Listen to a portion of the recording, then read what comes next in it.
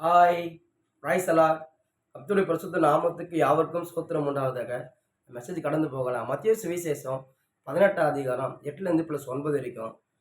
உன் கை ஆவது, உன் காலாவது உனக்கு இடர் உண்டாக்கினால், அதை தரிந்து எரித்து போடு.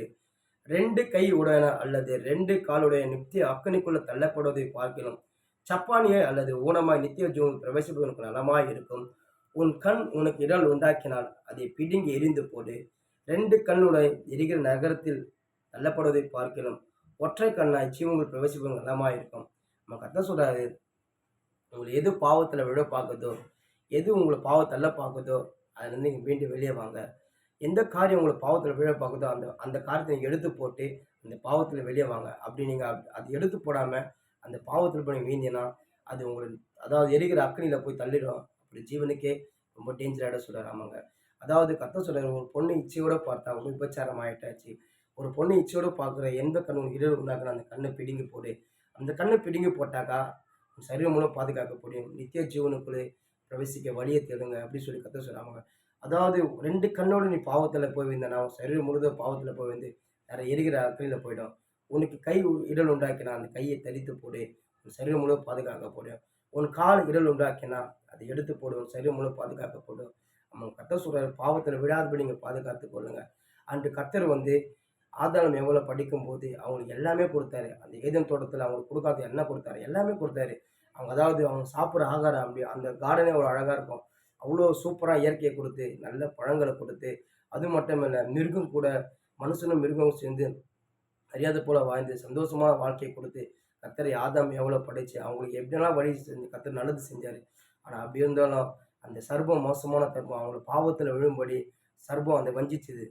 அந்த ஏவாள வஞ்சிக்கும்போது, அவன் மட்டும் அந்த அதான் சொல்றாரு கர்த்தர் சொல்றாரு, "இந்த தோட்டத்துல எல்லா கனியும் புசிக்க, ஆனா இந்த கனிய புசிக்காதே" சொல்லியும், ஆனா அந்த சர்ப்பம் அவள வஞ்சித்து, அவ போய் அந்த சர்ப்பத்துக்கு செவில் கொடுத்து, அந்த சர்ப்பம் சொன்னபடி அந்த பழத்த சாப்பிட்டு, அது மட்டும் இல்லாம அவன் கணவனுக்கே குடுத்து அவனையும் சாப்பிட வச்சாரு. கர்த்தர் நம்மளுக்கு எல்லா நன்மையும் செஞ்சு ஏன்னா அவரோட பிள்ளைங்கள வந்து அவர் கெட்டு போகறது இல்ல. அவங்கள வந்து அழகு பார்க்கணும். அவங்களுக்கு தேவையானத குடுத்து அவங்க சந்தோஷமா வச்சுக்கணும்னு சொல்லி கர்த்தர் நம்மளுக்கு நன்மைய செஞ்சு வச்சுருக்காரு. அப்படியாப்பட்ட ஆதாம் ஏவாள் கர்த்தர் செஞ்சு அவங்க பாவத்துல விழுந்தாங்க. ஆனா சர்வம் மோசமான சர்வங்க. இதுபோல நம்ம கர்த்தருக்காக வாழும்போது, கர்த்தருக்காக நம்ம ஊழியம் செய்யும்போது, கர்த்தருடைய சித்தம் செய்யும் கர்த்தருடைய வேலை செய்யும்போது, பிசாசு நம்மளுக்கு மேல கண்ணு வச்சுன்னே இருப்பான். நம்மள எப்படி தள்ளணும்னு அவன் பார்த்துன்னே இருப்பான். அப்படி இருக்கும்போது நம்ம எச்சரிக்கையா, ஜாக்கிரதையா இருக்கணும். ஏன்னா தேவனுக்கு பயப்படுற பயம் நம்மளுக்குள்ள எப்பவுமே இருக்கணும். அதாவது நம்ம இப்ப தாழ்மையா இருந்தாலும் சரி, நம்மளுக்கு கர்த்தர் கிருபை குடுத்து நம்ம உயர்த்தி பெருமையா அதாவது உயர்த்தும்போது சரி, அந்த நிலைமையும் சரி நம்ம ஜாக்கிரதையா எச்சரிக்கணும். ஆனா பிசாசு, கெச்சி கொசுங்க யார வேணாலும் தள்ள பார்ப்பாங்க. நீங்க ஜாக்கிரதையா வைத்திருக்கணும். நம்ம அதாவது நம்ம கண்ண பாதுகாக்கணும். நம்ம கைய பாதுகாக்கணும். நம்ம ஆள பாதுகாக்கணும். கர்த்தர் சொல்ற ஒவ்வொன்னும் பாதுகாக்கணும். ஏன்னா பாவம் மோசமான பாவங்க. அது தள்ளிச்சுன்னா ஒரு மனுஷன எப்படி வேணா அழிச்சிரும். பாவத்துல விழுந்துட்டாங்கன்னு வச்சுக்கோங்க, அவங்க எழுந்துவது ரொம்ப கஷ்டம். ஏன்னா கர்த்தர் எச்சரிக்கிறாரு. ஆதாம் ஏவாளுக்கும் எச்சரிச்சாரு. அவங்க செவி கொடுக்காம பாவத்துல விழுந்தாங்க. அதனால அதுக்கேத்த பணம் அதுக்கேத்த பணம் கர்த்தர் குடுத்தாரு. அவங்களுக்கு என்ன பனிஷ்மென்ட்டோ கர்த்தர் அத குடுத்தாரு. இன்னைக்கு வரைக்கும் அந்த பாவம் இன்னும் பெருகிக்கொண்டு தான் இருக்குது. ஆமாங்க. அதாவது ஆபேலே கையனையும் பாருங்க. அண்ணன், தம்பி 2 பேரும் சகோதரர். ஆனா 2 பேருக்கும் ஆண்டவரு நல்லது தான் பண்ணாரு. ஆனா ஆபேல் கர்த்தருக்கு பிரியமா இருந்தான். ஆனா காயீனு கர்த்தருக்கு விரோதமா இருந்து அவன் சகோதரனையும் அவன் கொலை செஞ்சான். அப்படியாப்பட்ட பாவம் மோசமான ஒரு கொலையில கூட கொண்டு போயிடும் பாவம். அப்படியாப்பட்ட பாவங்க. அதெல்லாம் சொல்றாரு கர்த்தரு பாவத்துல விழாதபடி பாதுகாத்துக் கொள்ளணும். நம்மள பாவத்த தள்ள பாக்குதோ, நம்ம அத விட்டு விலகி கூட யோசிப்பு பாருங்க. அவன் நினைச்சிருந்தானாக்கா, அந்த அந்த ஸ்திரீ கூட அவன் தப்பு பண்ணியிருக்கலாம்.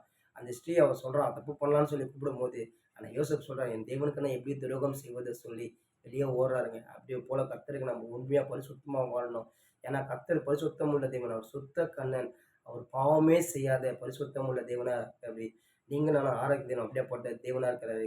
கர்த்தர் நம்மள எச்சரிக்கிறார். ஏன்னா நம்ம பாவத்துல விழாதபடி, அது பாவத்துல விழுந்த நரகத்துக்கு கொண்டு போயிடும். நரகத்துல படுற வேதனை பயங்கரமா இருக்கும். அதனால எச்சரிச்சு நம்மள பாதுகாக்கும்படி கர்த்தர் சொல்றாரு. அப்பா உனக்கு இது கண்ணு உனக்கு எதிராக அத பிடிங்கினா போடுப்பா. உன் சரீரம்னா பாதுகாக்கப்படும். உனக்கு கை உனக்கு எதிராக வந்தா அந்த கையனா எடுத்து போடு. உன் சரீரம் உன்னை பாதுகாக்க. உன் கால் இடம் அத எடுத்து போடு. உன் சரீரம் பாதுகாக்கப்படும். நரகத்துல போயிடுவப்பா. அப்படி சொல்லி கர்த்தர் எச்சரிக்கிறார். ஆமாங்க. நம்மளோட வாழ்க்கையில கர்த்தர் நம்மள எச்சரிக்கிறார். நம்ம பாதுகாக்கப்படணும். நம்ம கண்ணு பாதுகாக்கணும். நம்ம கை பாதுகாக்கணும். நம்ம கால் பாதுகாக்கணும். நம்ம சிந்தை பாதுகாக்கணும். நம்ம இருதயம் பாதுகாக்கப்படணும். அதுக்கேத்த வழி நம்ம தேடணும். ஏன்னா தேவன் மேல பயத்த நம்ம எப்போதுமே வைக்கணும். பாவம் செயல் மோசமானதுங்க. அந்த பாவத்தில் விழாதபடி நம்மள பாதுகாத்துக் கொள்ளணும்.